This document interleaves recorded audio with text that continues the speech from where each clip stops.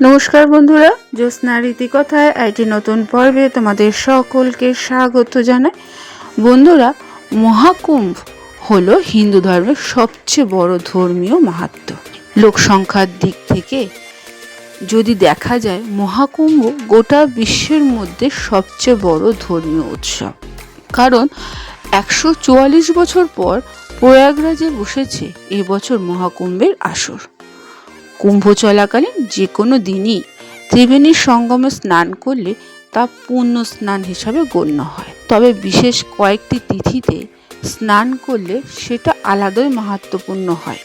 সেটাকে অমৃত স্নান বা শাহী স্নান বলা হয়। এবছর মকর সংক্রান্তি, মৌনী অমাবস্যা, বসন্ত পঞ্চমী এই 3 দিনই ছিল অমৃত স্নান।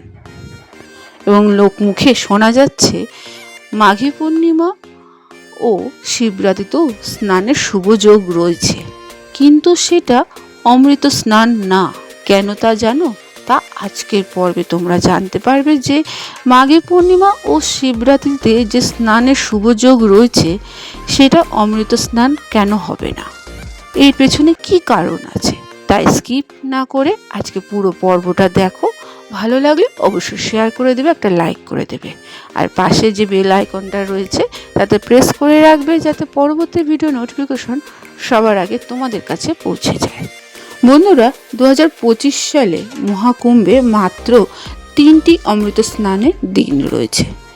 এই 3টে দিন হলো মকর সংক্রান্তি, মৌনী অমাবস্যা ও বসন্ত পঞ্চমী, যেগুলো চলে গেছে।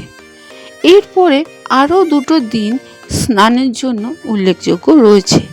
দিনগুলি হলো মাঘী পূর্ণিমা ও মহাশিবরাত্রি। কিন্তু এই 2টো তিথিতে বহু মানুষ স্নান করার জন্য ত্রিবেণীর সঙ্গমে জড়ো হবে। তবে এই 2টো তিথির স্নানকে অমৃত স্নান বলা হবে না। গত 23 ফেব্রুয়ারি বসন্ত পঞ্চমীর সঙ্গে সঙ্গে মিটে গেছে 144 বছরের মতো মহাকুম্ভে অমৃত স্নানের পালা। কিন্তু কেন মাঘী পূর্ণিমা ও মহাশিবরাত্রির স্নান অমৃত স্নান হিসাবে গণ্য হবে না, তা বিশেষজ্ঞরা বলেছে যে সূর্য যখন মকর রাশি এবং বৃহস্পতি যখন বৃষ রাশিতে থাকবে, একমাত্র তখনই বিশেষ তিথির স্নান অমৃত স্নান হিসাবে গণ্য হবে। গত 14 জানুয়ারি মকর সংক্রান্তি, গত 29 জানুয়ারি মৌনী অমাবস্যা এবং 23 ফেব্রুয়ারি বসন্ত পঞ্চমীতে সূর্য মকর রাশিতে এবং বৃহস্পতি বৃষ রাশিতে অবস্থান করেছে। তবে আগামী 12 ফেব্রুয়ারি পালিত হবে মাঘী পূর্ণিমা। সেই দিন সূর্য মকর রাশি ছেড়ে কুম্ভ রাশিতে প্রবেশ করছে। তাই বৃহস্পতি বৃষ রাশিতে থাকলেও সূর্য মকর রাশি ছেড়ে চলে যাওয়ার কারণে 12 ফেব্রুয়ারি মাঘী পূর্ণিমায় অমৃত স্নান হবে না। 27 ফেব্রুয়ারি মহাশিবরাত্রির স্নানও পুণ্য স্নান হলেও অমৃত স্নান হিসাবে গণ্য হবে না।